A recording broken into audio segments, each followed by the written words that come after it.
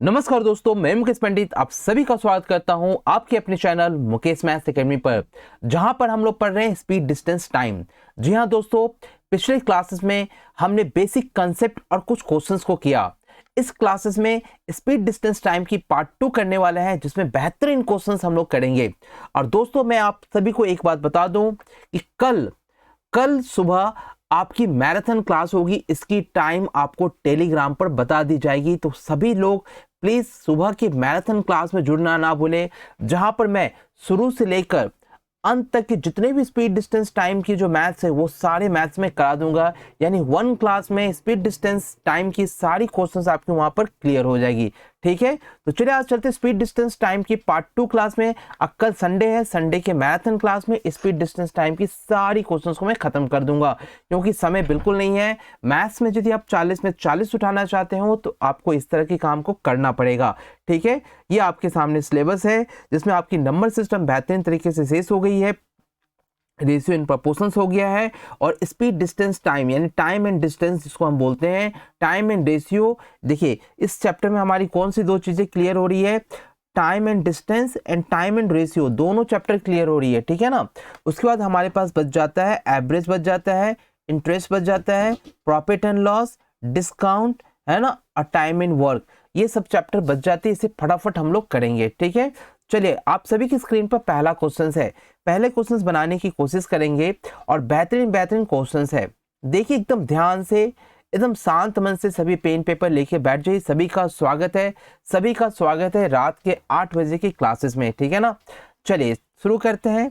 एक कार चालक 8:30 बजे बेंगलोर से रवाना होता है। बोले ठीक है, और बेंगलोर से 300 किलोमीटर की दूरी पर 12:30 बजे पहुंचने की उम्मीद है। यानी वो 8:30 बजे चलता है और 12:30 बजे पहुंच जाने का उम्मीद है, टारगेट ये बनाया है। 10:30 बजे वो पाता है कि उसने केवल 40% दूरी तय किया।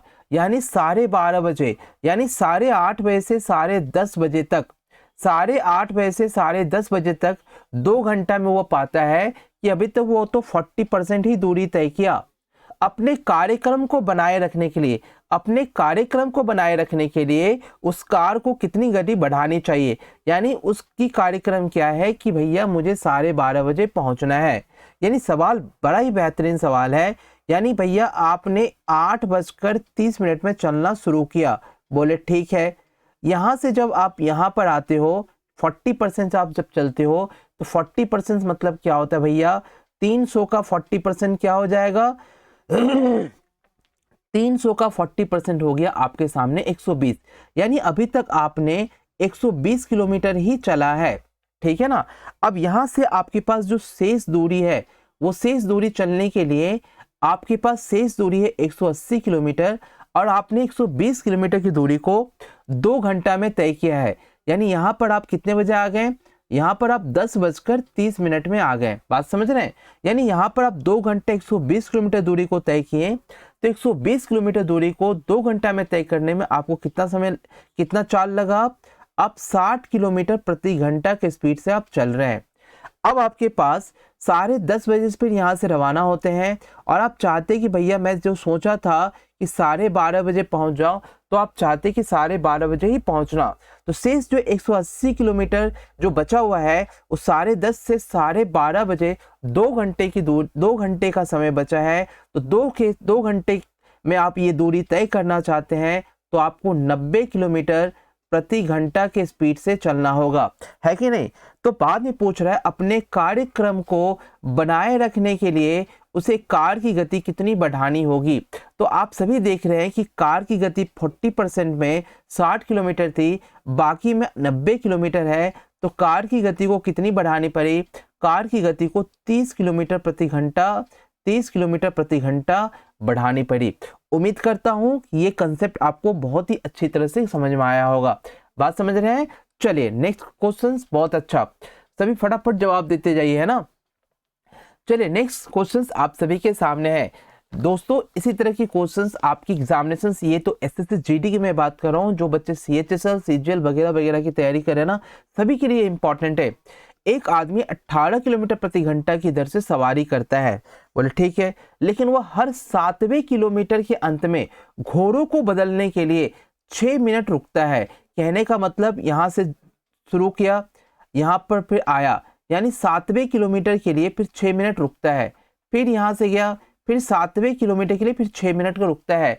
तो हम देखते हैं प्रत्येक 7वें किलोमीटर के बाद 6 मिनट के लिए रुकता है और उसे दूरी तय करनी 90 किलोमीटर। तो मैं क्या करूँगा, 90 को किससे भाग दे दूंगा, किससे भाग देना होगा जल्दी बताइए। 90 किलोमीटर की दूरी तय करनी है। अब प्रत्येक 7वें किलोमीटर के बाद, यानी मैं 7 से भाग लगाता हूँ तो 12 सत्ते 84, यानी उसे 12 बार रुकना होगा। और 12 बार कितने मिनट के लिए रुक रहा है, वो 6 मिनट के लिए रुक रहा है। यानी यहाँ पर हो गया 12 6 72, 12 6 72 मिनट, 12 6 72 मिनट के लिए रुक रहा है। तो दोस्तों आप सभी को पता है कि 72 मिनट इक्वल टू क्या होता है, 1 घंटा 12 मिनट होता है, 1 घंटा 12 मिनट होता है। ठीक है ना, बोले ठीक है, 1 घंटा 12 मिनट होता है। तो अब आपसे सवाल पूछा जा रहा है कि 18 किलोमीटर प्रति घंटा की दर से सवारी करता है, लेकिन हर 7वें किलोमीटर के अंत में घोड़ा को बदलने के लिए 6 मिनट के लिए रुकता है। बात समझ रहे हैं, 6 मिनट के लिए क्या कर रहा है, रुक रहा है। यानी आपकी जो समय कितनी लग रही है, 90 किलोमीटर की दूरी है, 18 किलोमीटर प्रति घंटा की स्पीड से चल रहे हैं, तो आप 5 घंटा लगा रहे हैं यहाँ पर, है ना, 5 घंटा यहाँ लगेगा। लेकिन आप 6 मिनट के रुक रहे हैं, इसका मतलब 1 घंटा 12 मिनट आप रुक जा रहे हैं।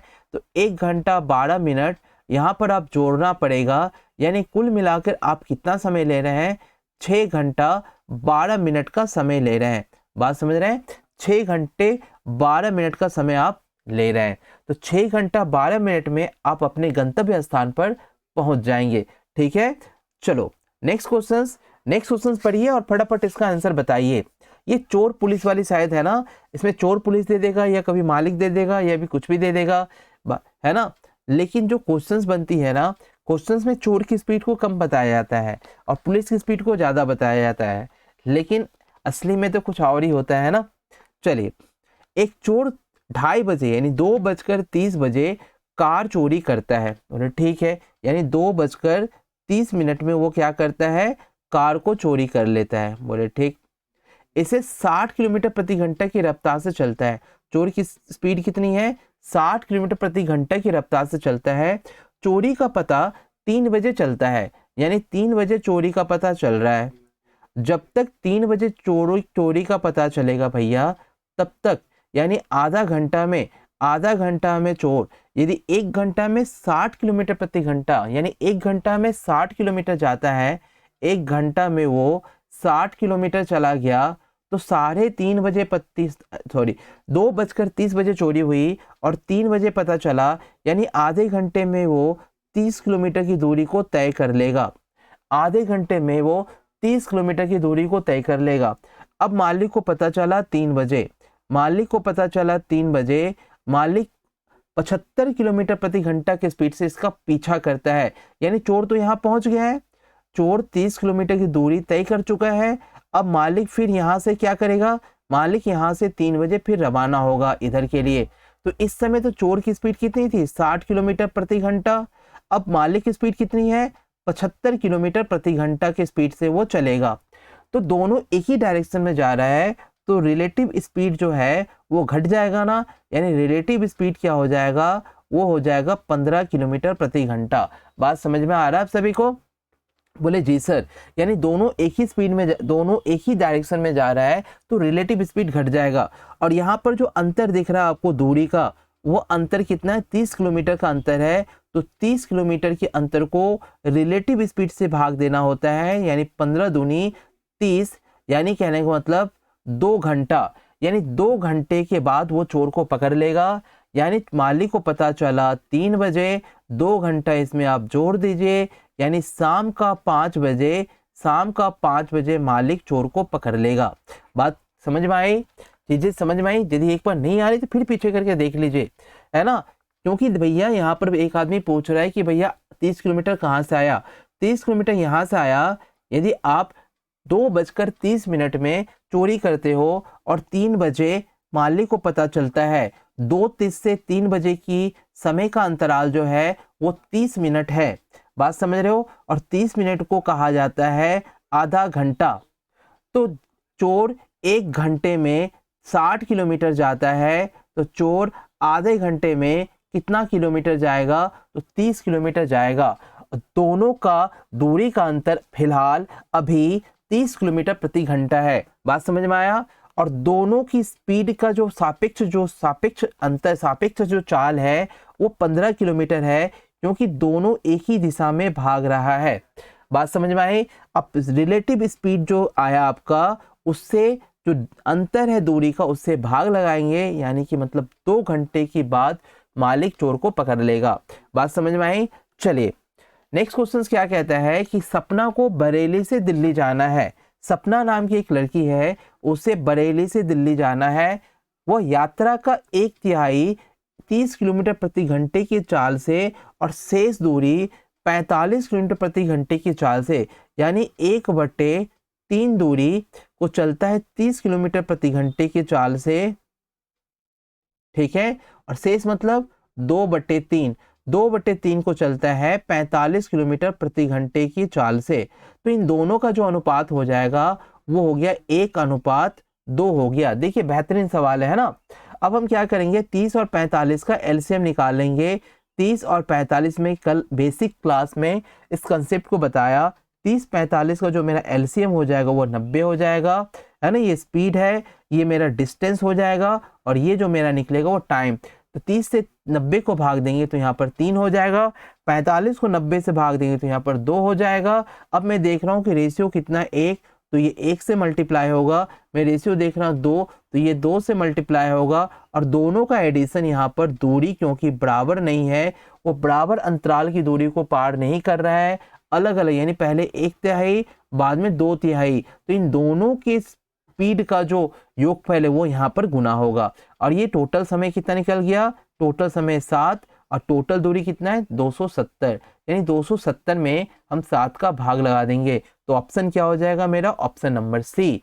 ऑप्शन नंबर सी आपका यहाँ पर करेक्ट आंसर हो जाएगा, km/h। बात समझ में आई। तो ये तरीका और इस तरह के सवाल आपके हमेशा आते रहते हैं, और आप हमेशा छोड़कर आते रहते हो, जिससे कहां से सिलेक्शन नहीं होता है ना।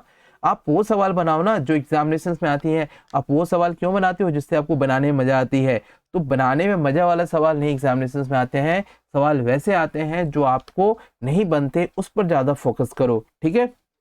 चलो next question, question number 9। A train of length 100 meter crosses another train of length 150 meter running on a parallel track in the opposite direction in 9 seconds. If the speed of train having length 150 meter is 40 km per hour, then what is the speed in kilometer the other train?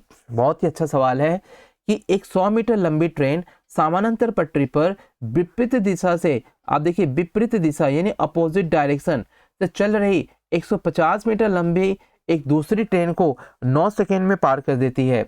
यदि 150 metre लंबी वाली train की चाल 40 kilometre प्रति घंटा है, तो दूसरी ट्रेन की चाल कितनी होगी। यानी दोनों ट्रेन का जो दूरी है, दोनों ट्रेन की जो दूरी है यहाँ पर ऐड हो जाएगा। हाँ या नहीं जल्दी से बोलिए। ट्रेन किसी भी दिशा में जा रहा हो, ट्रेन की जो अपनी लंबाई है वो हमेशा क्या हो जाता है, ऐड हो जाता है। तो यहाँ पर आप देख रहे हो कि एक ट्रेन की लंबाई 100 मीटर और दूसरी ट्रेन की लंबाई 150 मीटर, दोनों ट्रेन आपस में जुड़ गई। अब दोनों ट्रेन को पार करने में कितना लग रहा है, 9 सेकेंड का समय लग रहा है। बात समझ रहे हो। तो 250/9 ये मीटर पर सेकेंड है, इसको किलोमीटर प्रति घंटा में करने के लिए 18/5 से मैंने गुना कर दिया, ठीक है। 18/5 से मैंने गुना कर दिया। दोनों देखो, दोनों यह जो 250/9 गुना 18/5, ये दोनों ट्रेन का सापेक्ष स्पीड हो गया। बात समझ रहे हो। तो यहाँ पर देखो 55-25, यानी यहाँ पर हो गया 50 और यहाँ पर हो गया 9 दूनी 18। दोनों ट्रेन की सापेक्ष speed S1 + S2 100 kilometre per hour है। एक ट्रेन 40 किलोमीटर की है तो दूसरी ट्रेन की स्पीड 60 किलोमीटर प्रति घंटा होगी। हो गया। ऐसे ही कंसेप्ट क्लियर होते हैं भाइयों, ऐसे ही आपको मैथ बनते हैं। बहुत सारे चीज़ आप इसको करने में बहुत ज़्यादा समय लगाओगे और यहाँ पर ये मैथ पढ़ने के बाद आपको ये एहसास हो जाएगा कि चीज़ें कितनी आसान है और कितनी जल्दी कर सकते हैं। इसलिए 1 घंटा में 100 क्वेश्चंस करने के लिए देता है, ठीक है ना। चलिए नेक्स्ट क्वेश्चन यहाँ पर समझ में आई ना। ये दूरी बट्टा समय यानी टोटल दूरी, दोनों ट्रेन, ये ट्रेन की लंबाई और ये ट्रेन की लंबाई जुट गई, दोनों एक दूसरे को पार करने में 9 लगता है, तो दूरी बट्टा समय बेग हो गया। ये मीटर पर सेकंड में था, इसलिए 18/5 से गुना करके इसे किलोमीटर प्रति घंटा में लाया गया। एक की स्पीड 40 है तो दूसरी की स्पीड 60 हो जाएगी, ठीक है। चलिए नेक्स्ट क्वेश्चन क्या कह रहा है कि दो व्यक्ति ए और बी सुबह 10:30 बजे एक दूसरे से 110 किलोमीटर की दूरी पर है। अब देखिए सवाल कितनी बेहतरीन सवाल है। इस तरह के सवाल आप 100% एग्जाम में छोड़ देते हो। दो व्यक्ति ए और बी सुबह 10:30 बजे एक दूसरे से 110 किलोमीटर दूरी पर है। यानी ए है यहाँ पर और यहाँ पर मान लो बी है। एक दूसरे यानी 10:30 बजे ध्यान से समझना, यहाँ 10:30 बजे दिया है, 10:30 बजे सुबह, यानी 10:30 बजे सुबह देखा गया कि दोनों यहाँ भी 10:30 बजे है। सवाल पूरा पढ़ने के बाद आपको पता चलेगा कि किस तरह से बेवकूफ़ बनाया गया है, ठीक है ना। देखिए ये दोनों की दूरी कितनी है, 110 किलोमीटर की दूरी है। लेकिन देखिए 30 मिनट बाद ए बी 20 किलोमीटर प्रति घंटा की गति से बी की तरफ आगे बढ़ता है।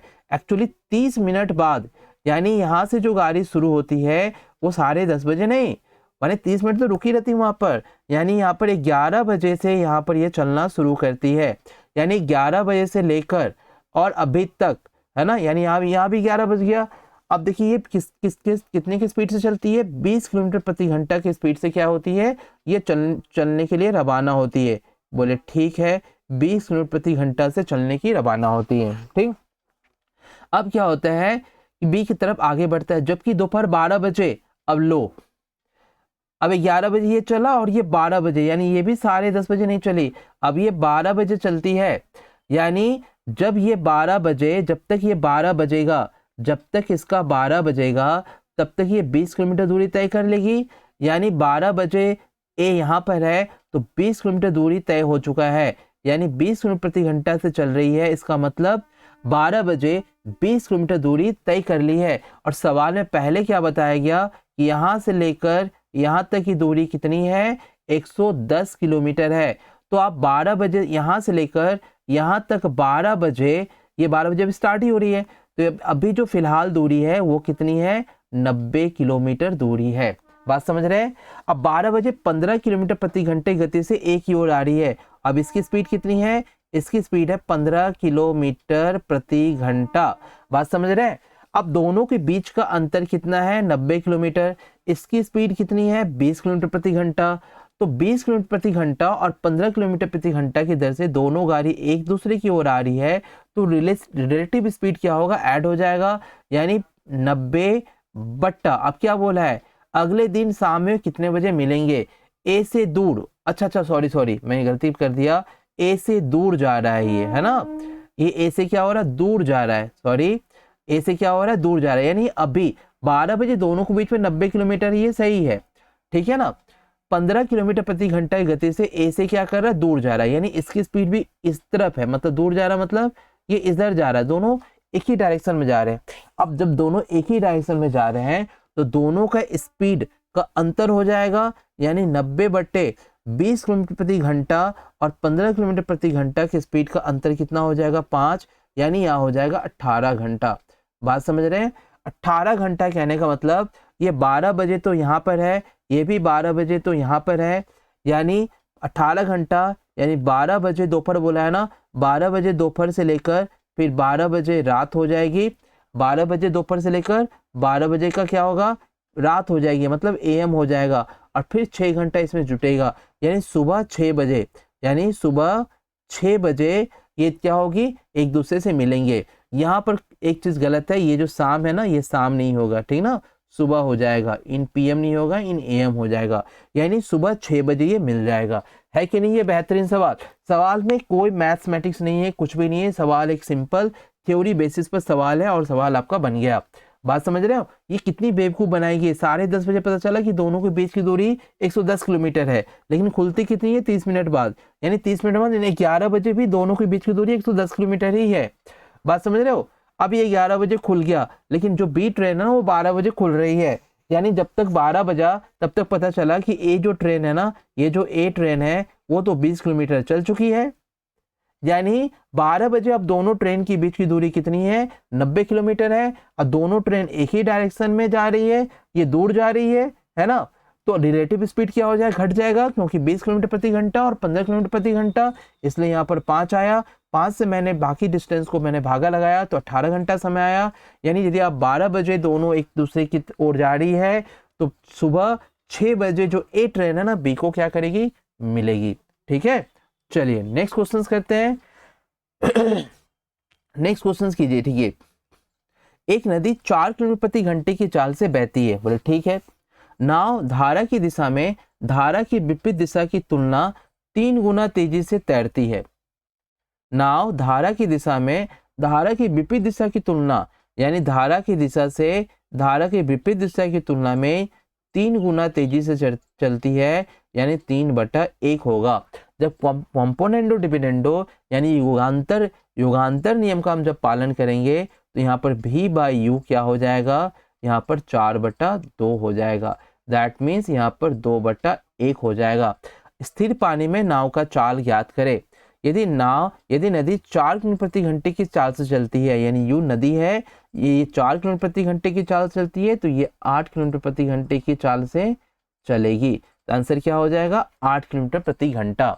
बात समझे। युगांतर पद्धति नहीं समझ में आ रहा सर, देखिए एक बार ऊपर वाले के साथ नीचे वाले को क्या किया जाता है, जोड़ा जाता है। बात समझे। अब फिर ऊपर वाले के साथ नीचे वाले को घटाया जाता है। तो यहाँ पर आप देख रहे हो कि यहाँ पर भी 3 1 4 हो जाएगा और 3 1 2 हो जाएगा। अब समझ में, u से u कट गया और यहाँ v से v कट गया। दैट मीन्स 2v/2u हो गया बट्टे 2/1, और ये 2 और 2 कट गया, यानी v बराबर u कितना हो गया, 2/1। u हमेशा क्या होता है, नदी की चाल, और v हमेशा नाव की चाल को माना जाता है। ठीक है, चलिए नेक्स्ट क्वेश्चंस करते हैं। सभी करेंगे 12 नंबर और 2-3 क्वेश्चंस है ना। यदि क्वेश्चंस अच्छा लग रहा होगा, बेहतरीन हो, तो प्लीज चैनल को सब्सक्राइब करें और अपने दोस्तों को प्लीज शेयर करें। ठीक है ना, मैं यहाँ पर लिख दूंगा। आपको यदि किसी चीज का क्वेरी है ना तो आप मुझसे ये नंबर पर आप क्वेश्चंस भी कर सकते हैं, सवाल पूछ सकते हैं। ठीक, चलिए। ट्रेन की चाल क्या होगी जो कि 5 किलोमीटर प्रति घंटे की चाल समान दिशा में चल रही गाय को ओवरटेक करने में 30 सेकंड लेती है। बेचारे गाय जो है ना, बेचारे गाय है, ऐसे करके गाय है ना, ये गाय है। ठीक है, ये गाय अपना इस दिशा में चल रहा है और पीछे से ट्रेन भी आ रही है। ठीक, ट्रेन की लंबाई 274 किलोमीटर है। तो भैया जो ट्रेन की लंबाई होगी ना, जो ट्रेन की लंबाई होगी है ना, वही तो उसकी क्या होगी, दूरी हो जाएगी। तो ट्रेन की लंबाई यहाँ कितनी है, ट्रेन की लंबाई 274 किलोमीटर है, और इसे पार करता है कितना में, 30 सेकंड में। तो ये मीटर प्रति सेकंड हो गया। और यहाँ पर क्या, 5 किलोमीटर प्रति घंटे की चाल से समान दिशा में चल रही गाय, तो हम इसको क्या करेंगे, 18/5 कर देंगे। ठीक है, 18/5 करेंगे तो यहाँ पर दोनों समान दिशा में जा रहा है, तो ट्रेन की गति को s और गाय की गति को 5 कर लेंगे। अब इसे आप काटिए, इसे जब आप काटेंगे ना तो ये क्या हो जाएगा 15, और ये क्या हो जाएगा 9, और 5 से जब इसे आप काटेंगे तो 5 25 है ना, 2 4 5 चौके 20, 5 8 40। ठीक है ना। और फिर 15 से आप इसे काटेंगे तो कितना हुआ, 15 तिया 45, 15 चौके 60, यानी 15 तिया 45, और 9 और 8 बच गया आपको, 9 8 15 छक्के 90 है ना, 9 8 15 छक्के 90, 8 बच गया, और 8 बच गया ना, 15 पचे 75, यानी 9 3 27, 9 3 27, ऐसे 9 5 45, लगभग पूरा कटेगा नहीं आपका। 9 छक्के 54, 55 56 57 58, 9 5 50 ना, 9 छक्के 54, 55 56 57 58, 58 का 8 हो गया यहाँ पर, पूरा नहीं कटेगा। 9 3 27, 27 और 5 कितना होता है, 27 और 5 होता है आपको 32। तो ये 5 फिर इधर आएगा, लगभग आपका 35 या क्या होगा 37। 37 आंसर होगा। यानी आंसर क्या हो रहा है, सी 37.88 आंसर होगा।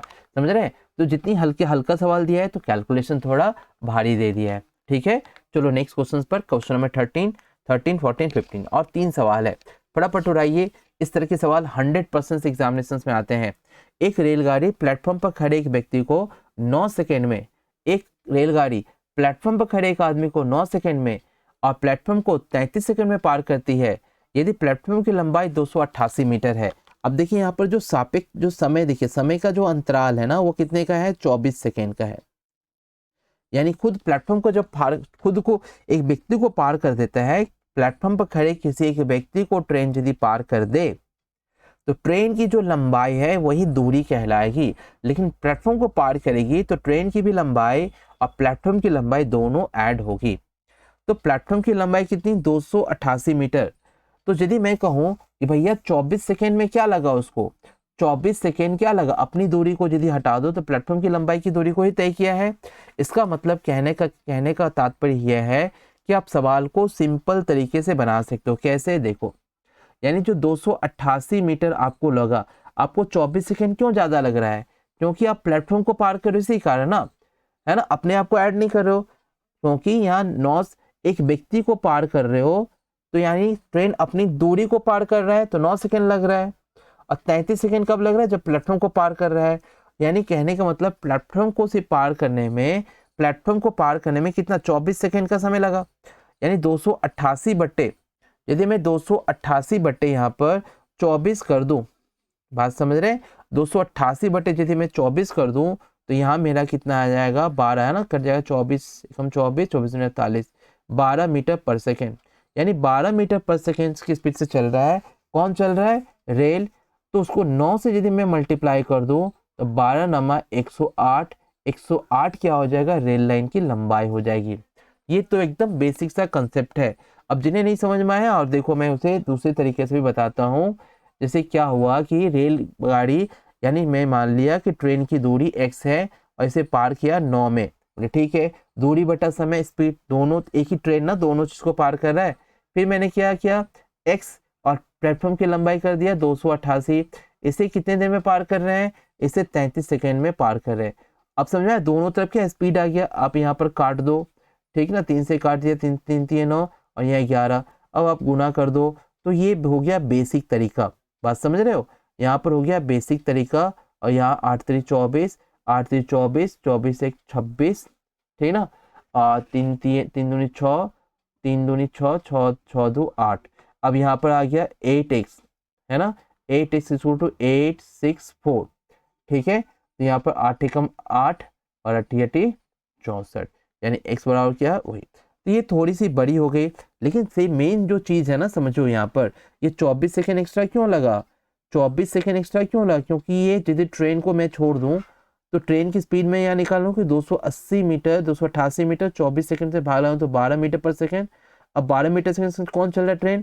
तो ट्रेन की दूरी कितनी होगी, तो 9 से गुना कर दो, क्योंकि उसने एक आदमी को पार किया, है ना। तो ट्रेन की लंबाई यहाँ पर 108 मीटर निकल जाएगी। ठीक है, चलिए 14 नंबर, राहुल का एक एकेडमी का एक छात्र है। अच्छा, राहुल एक एकेडमी का छात्र है, अपने घर से एकेडमी के लिए 4 किलोमीटर प्रति घंटे के चाल से चलता है, ठीक है, और एकेडमी 15 मिनट लेट से पहुंचता है।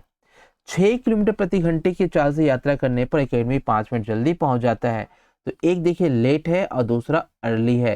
तो लेट अर्ली रहेगा तो क्या मैंने बोला था, दोनों क्या होगा, जुट जाएगा ना। 5 मिनट लेट पहुंच रहा है और एक 5 मिनट लेट पहुंच रहा है, 5 मिनट अर्ली पहुंच रहा है, ठीक है।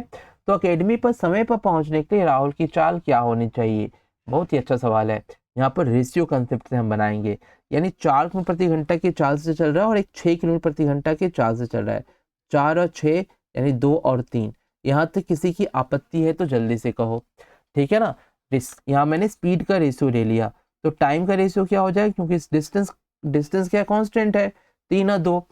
अब देखो यहाँ पर क्या हो रहा है, 15 मिनट लेट पहुंचता है और वो अकेडमी 5 मिनट लेट पहुंचता है। दोनों को जोड़ के कितना आ गया, 20, ठीक है ना, दोनों को जोड़ के कितना आ गया, 20। तो एक बराबर क्या हो गया यहाँ पर 20। तो ये यहाँ पर लगता है 60 मिनट और यहाँ पर पहुंचने में लगता है इसे 40 मिनट।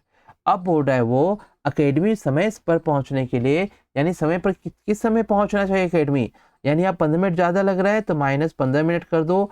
अकेडमी पहुंचने का जो टाइम है वो है 45 मिनट, यानी 4 किलोमीटर प्रति घंटा, यानी 1 घंटे में 4 किलोमीटर दूरी तय करता है। बात समझ रहे हो? तो एकेडमी समय पर पहुंचने के लिए राहुल की चाल क्या होगी? 45 मिनट को ना मैं क्या कर लेता हूँ, 45 मिनट को घंटा में करूंगा तो 15 × 45, 15 चौका 60, 3/4 होगा। अब यहाँ पर जो ये 3/4 है ना, दूरी को किससे भागा लगा देना है, 4 निकालना है ना, तो दूरी बटा 1 गुने 4/3, तो यहाँ कितना हो गया 16/3, यानी यहाँ पर हो गया 3 × 5 = 15, 1/3 किलोमीटर पर आवर। इतने की स्पीड से यदि वो चलेगा ना तो समय पर वो अकेडमी पहुंच जाएगा। ठीक है, लास्ट क्वेश्चन कीजिए फटाफट। ये लास्ट क्वेश्चन आपके सभी के सामने है। क्या बोल रहा है इसमें, एक आदमी बी से के के लिए चलता है, बी से के के लिए चलता है, ठीक है ना, बी से के के लिए, और के से बी के लिए चलना शुरू करता है। वे एक दूसरे से मिलने के बाद, अच्छा देखिए यहाँ पर एक दूसरे से मिलने के बाद, मैंने ये कंसेप्ट बताया था कि एक दूसरे से मिलने के बाद 3 × 1/3 घंटा और 4 × 4/5 घंटे में पूरी करते हैं। दूसरे व्यक्ति की गति ज्ञात करो यदि वो पहले व्यक्ति 12 किलोमीटर प्रति घंटा की चाल से चलता है। तो मैंने क्या बताया था भैया, S1/S2 मिलने वाली बात के वाला मैथ को यहाँ T2/T1 करना होगा। तो पहला ये T2 हो गया मेरा, और ये क्या हो गया T1, ठीक है। तो 4 × 5 = 20, अब 20 × 4 = 24, यानी मेरा यहाँ पर हो गया 24/5, और ये 3 × 3 = 9, 9 × 1 = 10, है ना। तो 3 बटा यहाँ क्या हो गया 10 हो गया, यहाँ से मैंने भागा 5 और ये हो गया 12, यानी ओवरऑल मैं देख रहा हूँ कि यहाँ पर जो मेरा रूट आ रहा है ना, ये भी तो रूट होगा ना, तो 12 × 3 = 36, 5 × 25, यानी जो मेरा आ रहा है वैल्यू वो आ रहा है 6/5 आ रहा है। तो बोला पहले व्यक्ति 6 किलोमीटर प्रति घंटा की चाल से चलती है, पहले व्यक्ति 12 किलोमीटर प्रति घंटा, यानी 12/S2 बराबर 6/5, 6 से 12 कट गया 2 बार में, तो S2 बराबर क्या हो गया 10 किलोमीटर प्रति घंटा। दूसरा व्यक्ति 10 किलोमीटर प्रति घंटे की चाल से चलता है। ठीक है दोस्तों, तो कैसा लगा वीडियो आप मुझे जरूर कमेंट बॉक्स में बताएं, और कोई भी क्वेरी हो तो कमेंट बॉक्स में बताएं, जिससे कि मैं वहां पर कमेंट लिखूं, आपकी समस्या का हल कर सकूं। ठीक है, फिर मिलते हैं अगले दिन रात 8 बजे। लेकिन हाँ, संडे को क्या होने वाला है, मैराथन क्लास होने वाला है, मैं उसका टाइम टेलीग्राम पर भेज दूंगा। ठीक है, धन्यवाद।